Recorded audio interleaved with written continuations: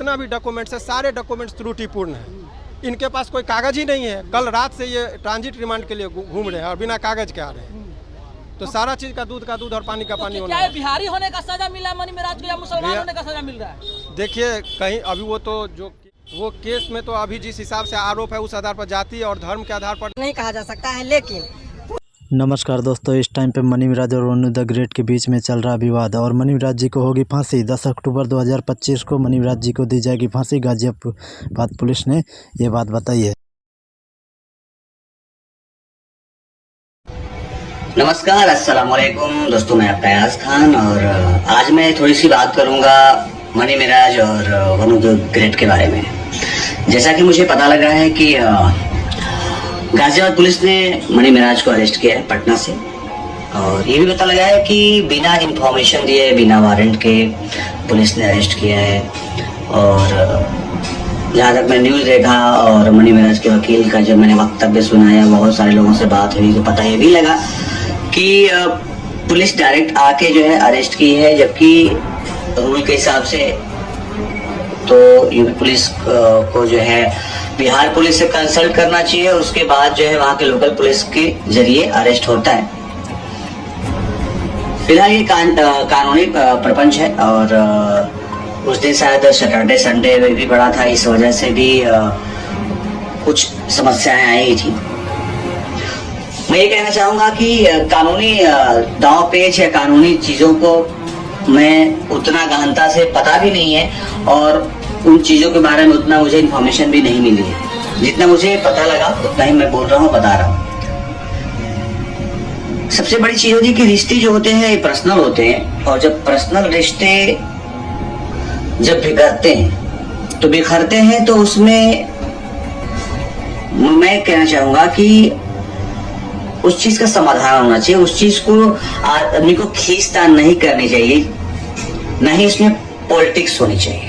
अभी उसमें बहुत सारा सुनने में आया कि धाराएं लगी हैं कि लव जिहाद का, बलात्कार का, रेप का, महिला उत्पीड़न का।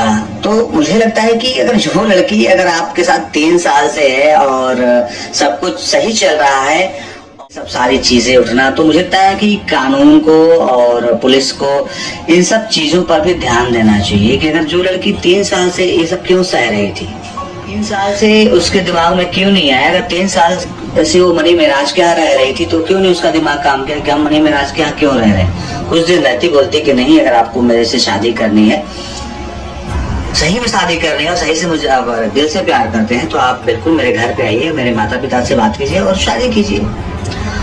तो मुझे लगता है कि ऐसी होनी चाहिए थी।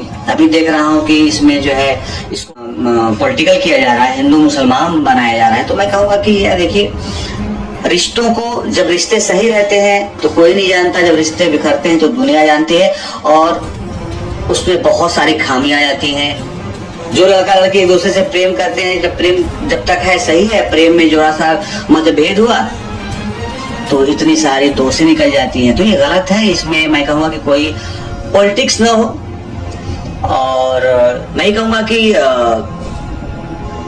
चीजों को समझा जाए, रिश्तों को समझा जाए और इसको अलग रूप, अलग रंग ना, क्योंकि रिश्ते जब तक है सही है, रिश्ते जब नहीं है तो इतने सारे दोष क्यों आ जाते हैं। तो ये तो मुझे लगता है कि दोनों पक्ष को पकड़ना चाहिए और बोलना चाहिए, और इसमें कितनी सच्चाई है ये सबको समझना चाहिए। इतने दिनों से प्यार था तो इसमें कोई पॉलिटिकल पार्टी या कोई भी दल हस्तक्षेप नहीं था। आज सबका हस्तक्षेप हो रहा है। मैं कहूँगा कि न्याय किया जाए। मैं नहीं कह रहा हूँ कि जो है अन्याय किया जाए, न्याय किया जाए, इसको अलग रंग न दिया जाए। और मैं कहूँगा कि दोनों कलाकार हैं, दोनों को जो है समझाया बुझाया जाए और न्याय मिले। और क्या, मैं ये नहीं कहूँगा कि किसी के साथ जो है गलत हो, किसी के साथ अन्याय हो। चलिए, हंसते रहिए, मुस्कुराते रहिए, दुआ में याद रखिए। सबको प्रणाम, सबको सलाम, जय भारत।